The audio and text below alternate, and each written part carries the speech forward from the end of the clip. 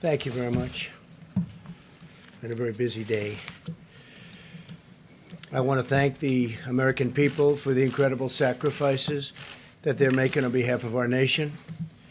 And I want to encourage everyone to keep following our guidelines on social distancing, avoiding large gatherings and hand washing and all of the other things that everybody knows they're supposed to be doing.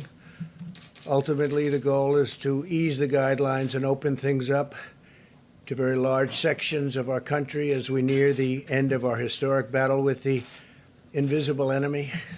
It'll go on for a while, but we win. We'll win. I said earlier today that I hope we can do this by Easter. I think that would be a great thing for our country, and we're all working very hard to make that a reality. We'll be meeting with a lot of people to see if it can be done. Easter is a very special day for many reasons. For me, for a lot of our friends, that's a very special day. And what a great timeline this would be. Easter as our timeline, what a great timeline that would be. My first priority is always the health and safety of the American people. I want everyone to understand that we are continuing to evaluate the data. We're working with the task force and making decisions based on what is best for the interest of our fantastic country. In order to defeat the virus, we must continue to be very strong. Your resilience and spirit has been inspiring to everyone. Right now, this virus is attacking 149 countries, but everybody looks to us and they're watching us. And I'm very proud to be your president. I can tell you that. There's tremendous hope as we look forward and we begin to see the light at the end of the tunnel. Stay focused and stay strong, and my administration and myself will deliver for you as we have in the past. Let me provide you an update on critical preparations and supplies in our war on the virus. Through FEMA, the federal government is distributing more than 8 million N95 respirators, 14 million surgical masks, and many, many millions more under order, and they'll be arriving soon.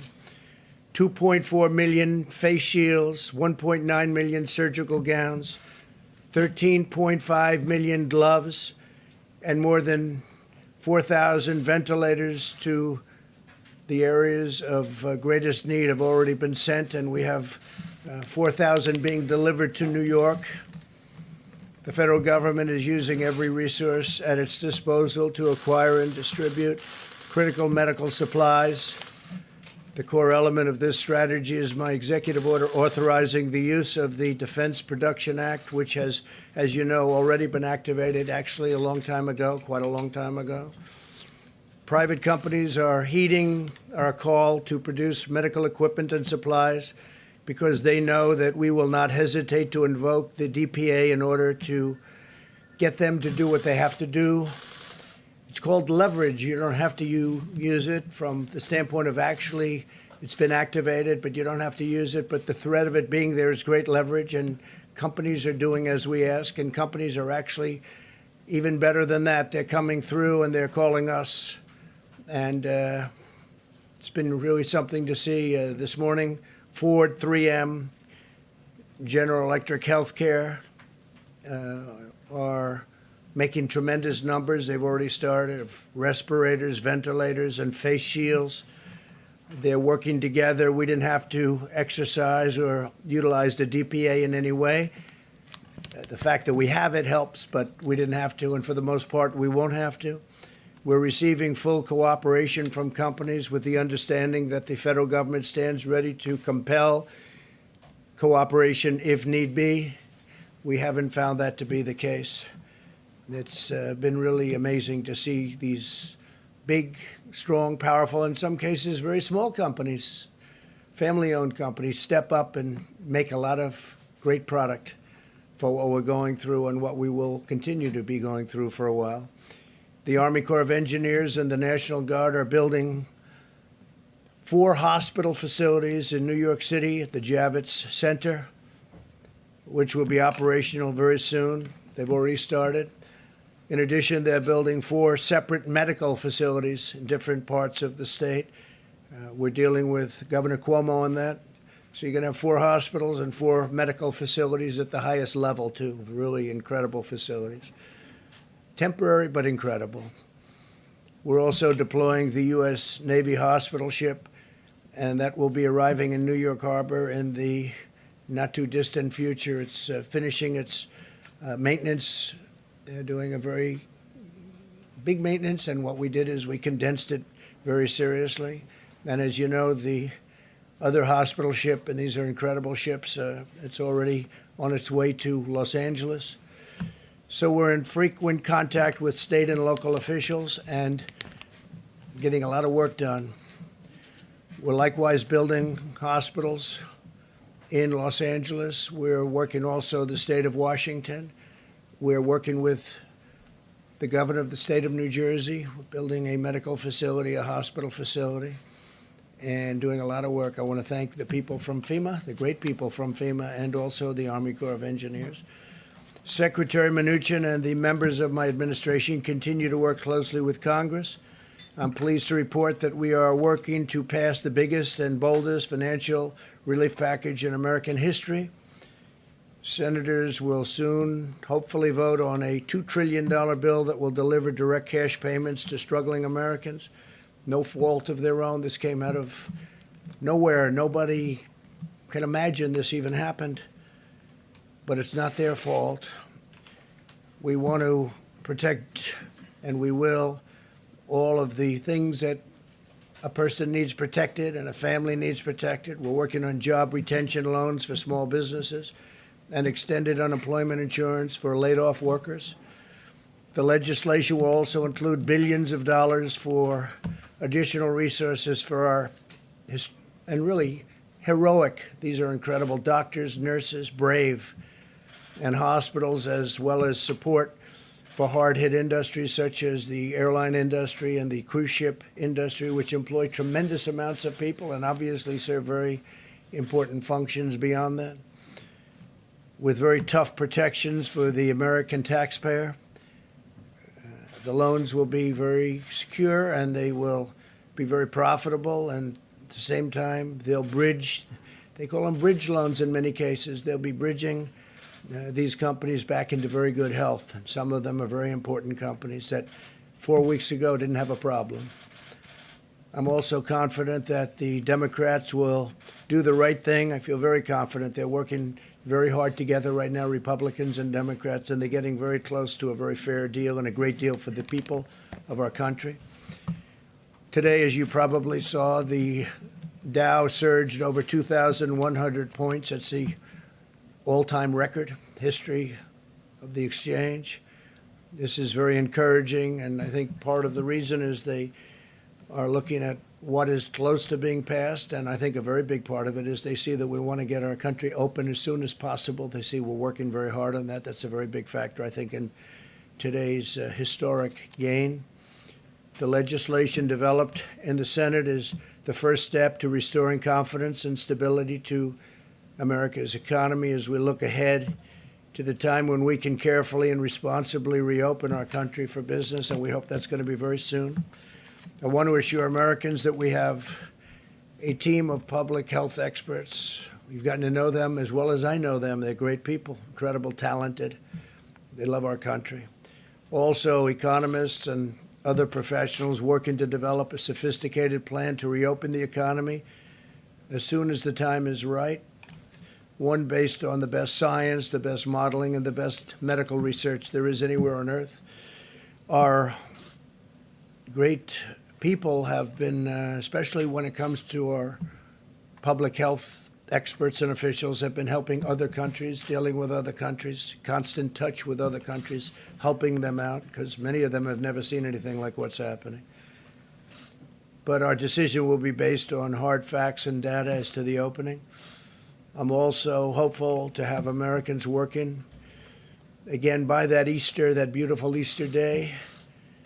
But rest assured, every decision we make is grounded solely in the health, safety, and well-being of our citizens. This is a medical crisis. This isn't a financial crisis. but it's a thing that nobody has seen for many, many decades, nothing like this. Marshaling our economic strength is a key feature of defeating the virus, producing the materials, supplies, and equipment that we need, and they're doing a really fantastic job. We're helping the governors. We had a conference call the other day with the governors, and we allowed the press to join us on the call, and the spirit between us and the governors has been really great. We should never be reliant on a foreign country for the means of our own survival. I think we've learned a lot. We've learned a lot. This crisis has underscored just how critical it is to have strong borders and a robust manufacturing sector. For 3 years, we've embarked on a great national project to secure our immigration system and bring back our manufacturing jobs. We brought back many jobs, record numbers of jobs. And this really shows, this experience shows how important borders are. Without borders, you don't have a nation. Our goal for the future must be to have American medicine for American patients, American supplies for American hospitals, and American equipment for our great American heroes. Now both parties must unite to ensure the United States is truly an independent nation in every sense of the word. Energy independence, we've established that. It's something incredible that we've established. We're energy independent, manufacturing independence, economic independence, and territorial independence enforced by strong sovereign borders. America will never be a supplicant nation. We will be a proud, prosperous, independent, and self-reliant nation.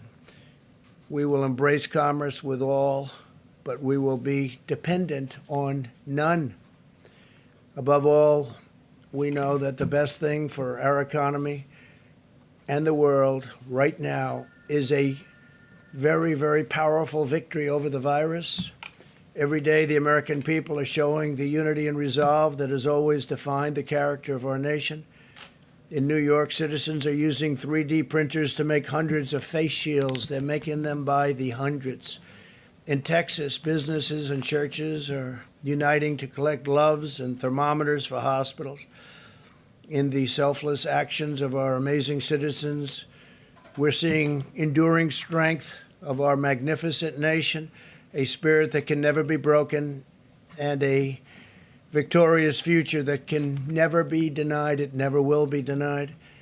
Now, what I'd like to do is perhaps ask a person who has really established herself as maybe the world's great expert on what she does. If I could ask Deborah to come forward and say a few words, and then I'll ask Tony to come up and speak, and then our Vice President, and then we'll take a few questions, and we'll do it quickly, and we'll probably see you again tomorrow. So, Deborah, please. Thank you. Thank you, Mr. President. I think those of you who heard the town hall, we are continuing to accelerate testing at a record rate. We now have 370,000 tests that have been done. The majority of those, over 220,000 in the last 8 days, which those of you who have been tracking the South Korea numbers put us equivalent to what they did in 8 weeks that we did in 8 days. This was made possible because of the HHS team working together, bringing together the strength of the FDA with the CDC and under the leadership of Secretary Azar. We're very proud of those numbers, but we know that we have to do more, and we continue to accelerate in testing to ensure that those who need the test are tested first and have access. As we talked about yesterday, we're working on the ability for people to take their own sample. That does not mean home testing. That means taking your own sample in the front of your nose with available swabs into normal saline that can be transported to the laboratories. That will allow and free up all of the drive-thrus to be very sparing on PPE, because you'll be able to do that with gloves rather than the full PPE outfits. This will allow for more of that PPE to be dedicated to our hospitals. I think those of you who are tracking this epidemic closely, like I am, you will begin to see that there is encouraging results coming out of Italy. We are impressed by the decreases that are seen in mortality, the number of people succumbing to this illness, and the number of new cases. Our new cases will continue to surge because we're still working on our backlog, although we will be in touch with the laboratories after this press conference to really find out how many are still in backlog and how many were run in the last 24 hours. Until we can get into a 24-hour cycle, we're going to have disproportional number of new cases compared to the actual new cases, and we will let you know when we've reached that equilibrium. Finally, and I know Dr. Fauci will talk about this further, we remain deeply concerned about New York City and the New York metro area. About 56% of all the cases in the United States are coming out of that metro area, and 60% of all the new cases are coming out of the metro New York area, and 31% of the people succumbing to this disease. It means, because they still are at the 31% mortality compared to the other regions of the country, that we can have a huge impact if we unite together. This means, as in all places, they have to be following the presidential guidelines that were put out 8 or 9 days ago, and this will be critical. But to everyone who has left New York over the last few days, because of the rate of the number of cases, you may have been exposed before you left New York. And I think, like Governor DeSantis has put out today, everybody who was in New York should be self-quarantining for the next 14 days to ensure that the virus doesn't spread to others, no matter where they have gone, whether it's Florida, North Carolina, or out to far reaches of Long Island. We are starting to see new cases across Long Island that suggest people have left the city. So this will be very critical that those individuals do self-quarantine in their homes over these next 14 days to make sure they don't pass the virus to others based on the time that they left New York. So if they've already are 4 days out, then it's just 10 more days. So I thank you if you help get that message out to others. Dr. Fauci? Thank you very much, Mr. President. Deb.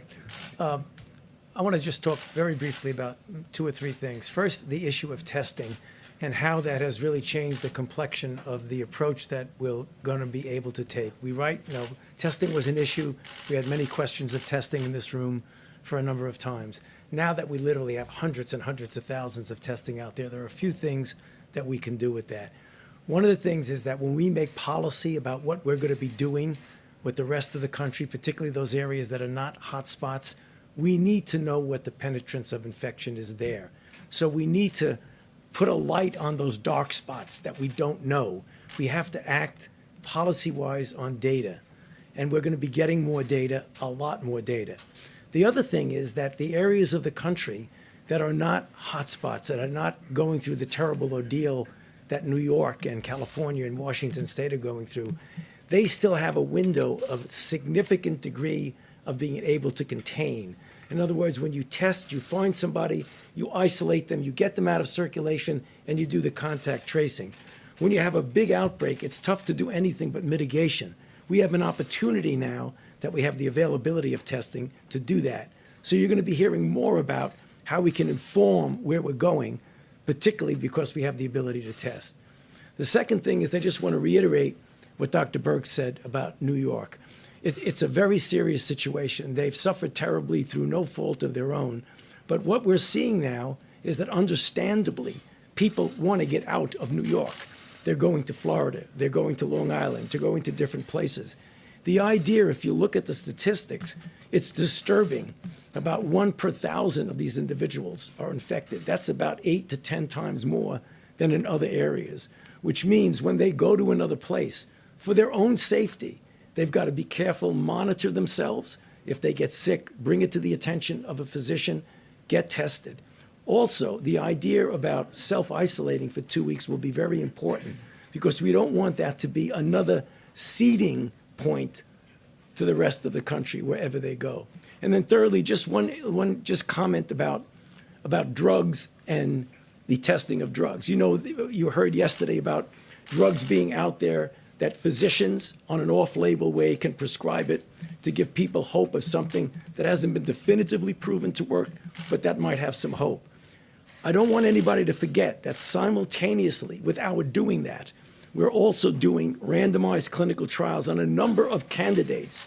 You've heard about candidates, but there are others in the pipeline where we'll be able to design the study, and over a period of time, particularly since we have so many infections, we'll be able to determine definitively, are these safe and are they effective? We're talking about remdesivir, other drugs, immune sera, convalescent sera, monoclonal antibodies. All of these are in the pipeline now, queuing up to be able to go into clinical trial. So I'll stop there and talk. Thank you, Tommy. Good job. Larry, how about just a quick few minutes on how we're doing over at the Hill? Thank you, sir. We're gaining great progress on this Phase 3 legislation. Negotiations continue. We've had continued reports. I've been up there with Secretary Mnuchin. Secretary Mnuchin continues today with Chief of Staff Mark Meadows, checking in with the President. They're getting closer and closer. They expect to vote as soon as possible. I just want to walk through a couple of key points. This legislation is urgently needed to bolster the economy, provide cash injections and liquidity, and stabilize financial markets to get us through a difficult period, a difficult and challenging period in the economy facing us right now, but also to position us for what I think can be an economic rebound later this year. We started the year very strong, and then we got hit by the coronavirus in ways that probably nobody imagined possible. We're dealing with that as best we can. This package will be the single largest Main Street assistance program in the history of the United States. The single largest Main Street assistance program in the history of the United States. Phase 2 delivered the sick leave for individuals, hourly workers, families, and so forth. Phase 3, a significant package for small businesses. Loan guarantees will be included. We're going to take out expenses and lost revenues. As the President said, eligibility requires worker retention. We will maintain, the people eligible will maintain their payrolls during this crisis period. And on top of that, we will have direct deposit checks of roughly $3,000 for a family of 4, and that will bridge to enhanced, plussed up unemployment insurance benefits that will essentially take those up to full wages.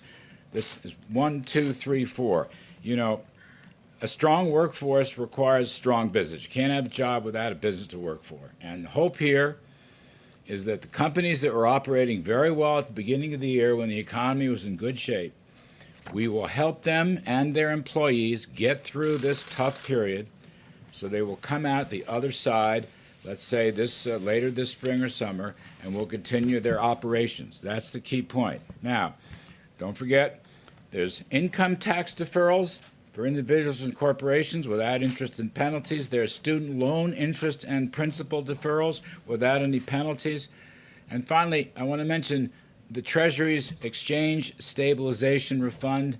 That will be replenished. It's important because that fund opens the door for Federal Reserve firepower to deal a broad-based way throughout the economy for distressed industries, for small businesses, for financial turbulence. You've already seen the Fed take action. They intend to take more action. And in order to get this, we have to replenish the Treasury's emergency fund. It's very, very important. Not everybody understands that.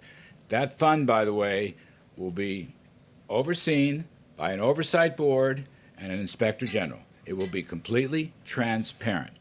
So the total package here comes to roughly $6 trillion, $2 trillion direct assistance, roughly $4 trillion in Federal Reserve lending power. Again, it will be the largest Main Street financial package in the history of the United States. Liquidity and cash for families, small business, individuals, unemployed, to keep this thing going. We're heading for a rough period, but it's only going to be weeks, we think. Weeks, months, not going to be years, that's for sure. And hopefully pave the way for continued economic recovery after this crisis departs. Thank you, sir. Thank you, Larry. I've been hearing that voice for so many years, like 30 years or more maybe, and it's a great voice and it's a great man. So Larry Kudlow, thank you very much. Thank I want to say that that package, and we went over parts of it, but pretty big parts, it really sets us up to, I think, even supersede where we were a month ago. I think we can get up there quickly, and I think it allows us to supersede. It allows us to help these great companies that need help, like Boeing, which is, it had a problem, and then on top of that problem, it had the virus come in. But we'll be helping Boeing, we'll be helping the airlines, we'll be helping the cruise lines, we'll be doing a lot of things, and the money will all come back to us, and it'll come back to us in a very strong form. And before we take some questions, I'd like to ask our great Vice President to say a few words, if you would, Mike, please. Thank you, Mr. President. The White House Coronavirus Task Force met again today. And on behalf of the President of the United States, everyone on our team, I know state leaders, let me just say thank you, America. People across this country, businesses large and small, are responding to the threat of the coronavirus in ways that are deeply inspiring. People are acting on the President's 15 days to slow the spread, and it is making a material difference. Our experts standing beside us told us that if every American, regardless of whether you're in an area that's impacted by an outbreak of the coronavirus or not, if every American would embrace these guidelines, that we could significantly reduce the number of Americans that would contract the coronavirus and protect the most vulnerable. And as the President reflected earlier, tens of millions of Americans are doing just that, and we're grateful. The focus of our task force, of course, is to slow the spread, to promote mitigation strategies. Beyond that, though, the President has us focused on testing and on supplies and making sure that those that are enduring the symptoms of the coronavirus and those who are ministering to them, our extraordinary healthcare workers, have the support that they need. In the category of supplies, you just heard Dr. Birx indicate that we've made great progress. We have done more tests in the last 8 days than were done in the previous 8 weeks, and it's because of the public-private partnership that the President forged with commercial labs. And I would encourage people around the country to remind your family members and friends, if you don't have symptoms, don't get a test.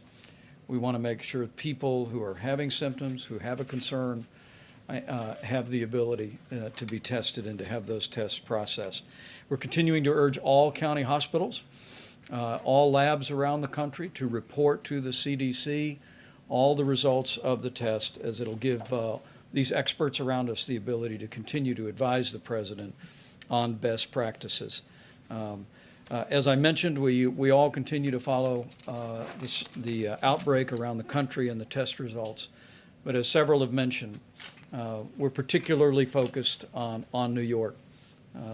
The reality is the New York metro area was 60% of the new cases in the country. And specifically, as a layperson, I can tell you that the infection rates are roughly 1 in 1,000 in the New York City metropolitan area, where they are 0.2% per thousand or 0.1% per thousand in places like Washington State.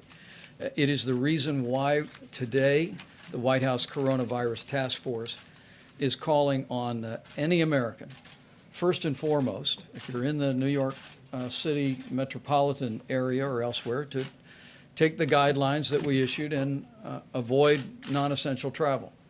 But for anyone in the New York metropolitan area who has traveled, our task force is encouraging you to monitor your temperature, be sensitive to symptoms, and we are asking anyone who has traveled out of the New York City metropolitan area to anywhere else in the country to self-isolate for 14 days.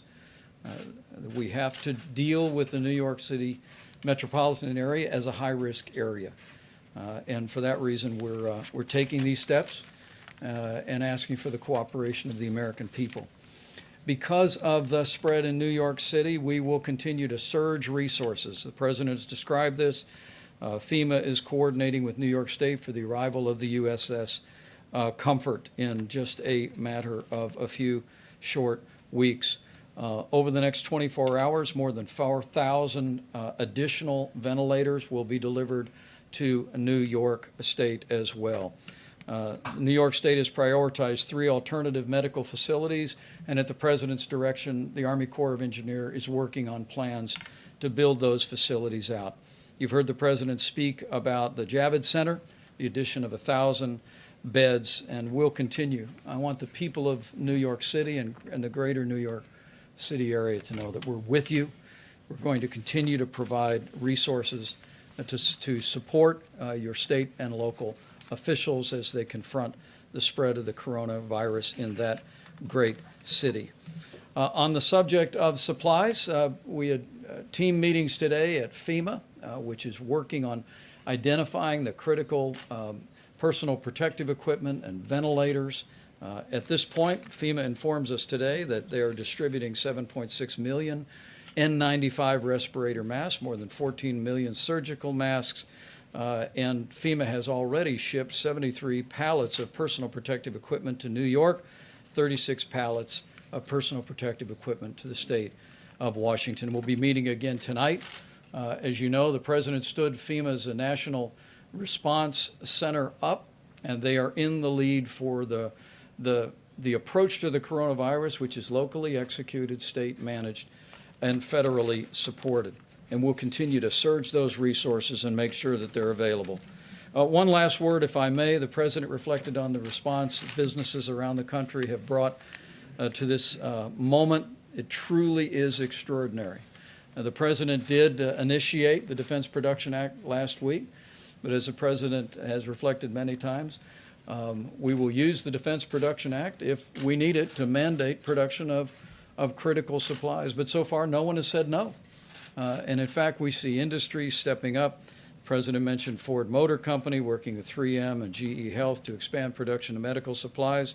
We heard that McDonald's is now offering curbside delivery to truckers who are unable to use the drive-through to pick up a Big Mac.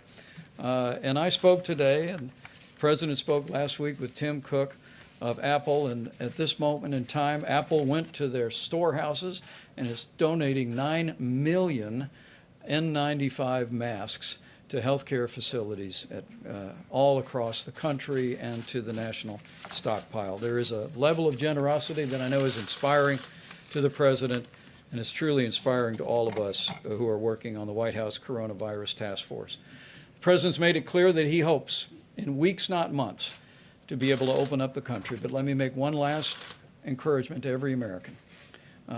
We will get to that day quicker if every American will put into practice the President's coronavirus guidelines for our nation. 15 days to slow the spread. If every American will do this, I have no doubt that we will slow the spread, we will protect our most vulnerable, and we will heal our land.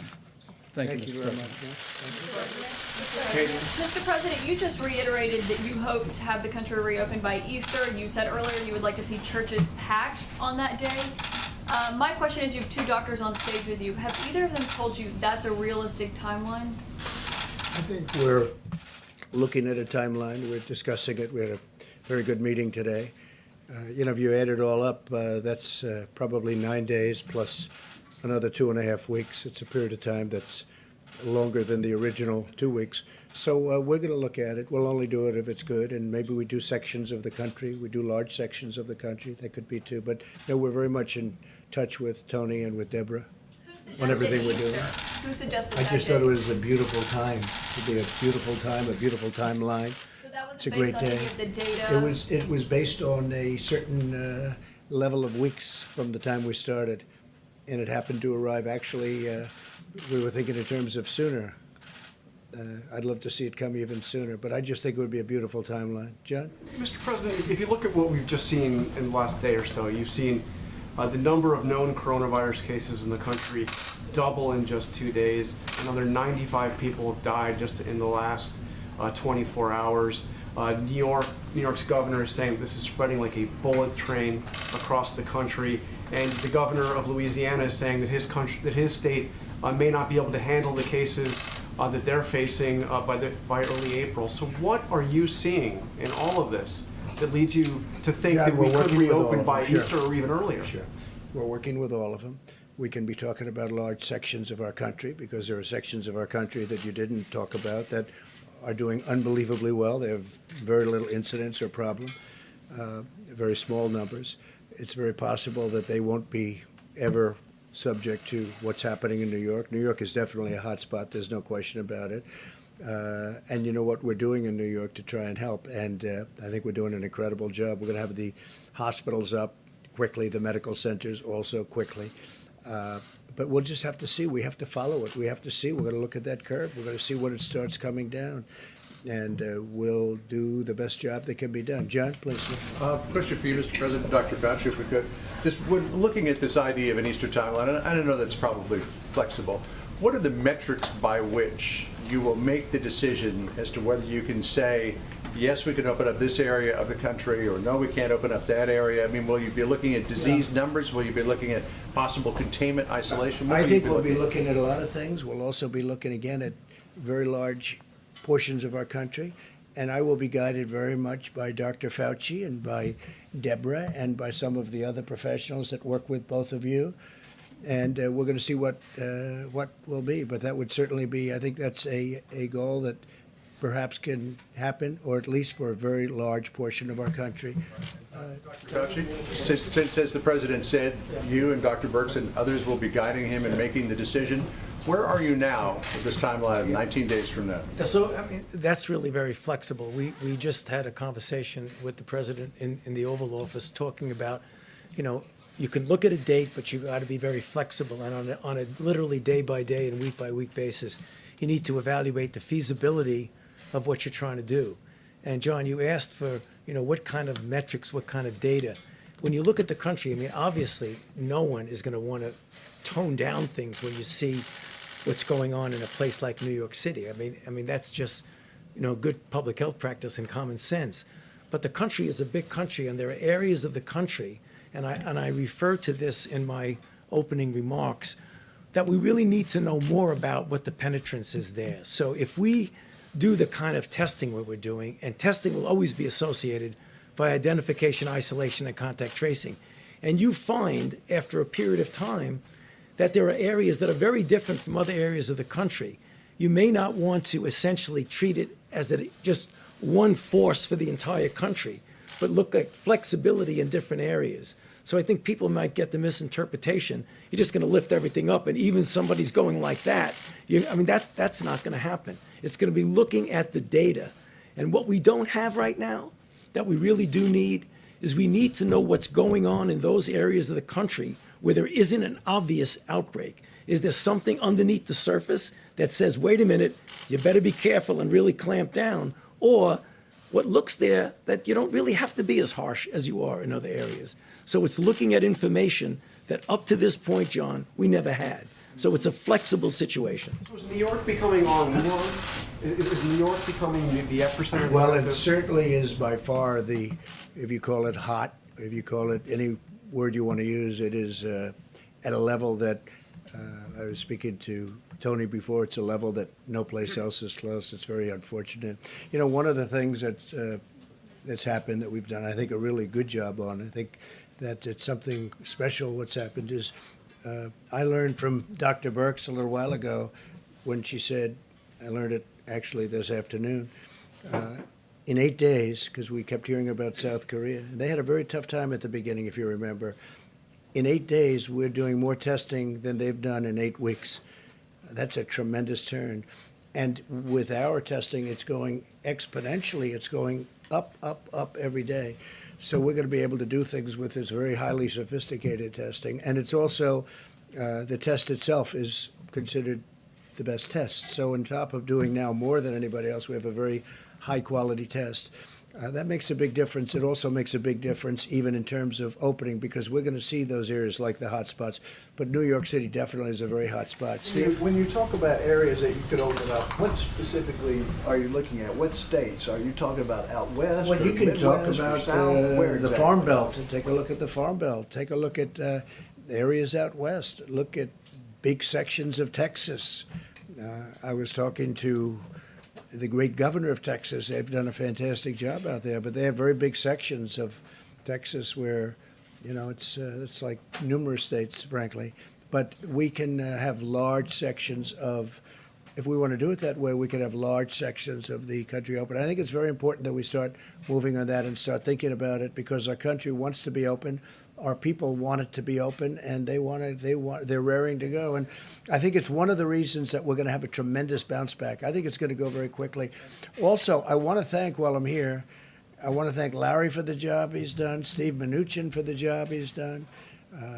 If you look at Peter Navarro, he's sort of doing different things. He's really, he's a force in terms of getting masks and getting all of the ventilators and all the things. He's been fantastic, Peter. But I also want to thank Congress, because whether or not we're happy that they haven't quite gotten there yet, they have been working long hours. I'm talking Republicans and Democrats, all of them. The House, the Senate. I want to thank Congress because they are really trying to get there, and I think they will. And I'll see you all tomorrow. Thank you very much. Did Thank you give Governor Cuomo a heads up, Mr. President, about the quarantining for people who left New York? Did you give Governor Cuomo a heads up about quarantining people? We're talking to them about it. Did you have some for your What are you asking for, Mr. President? Is it wise to pack churches on Easter? It takes one person to contaminate a whole county.